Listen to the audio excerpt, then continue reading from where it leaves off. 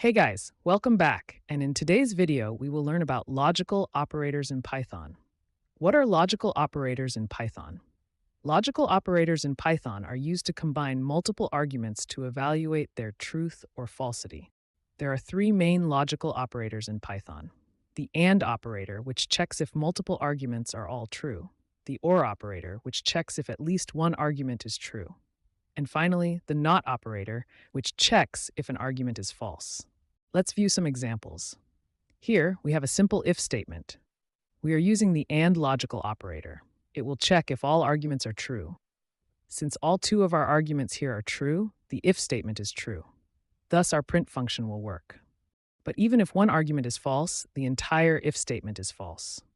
So our print function will print false. The next operator we have is the OR logical operator. This checks if at least one argument is true. If one argument is true and all other arguments are false, it will still be true. Since one of our arguments is true, the if statement is true, and our print function will display true on the console. But if all of our arguments are false, the result would be false. The last operator in this video is the NOT operator. This checks if an argument is false. Since x is not 20, the argument is false. But because the argument is false, it is true. Thus, our print function will work.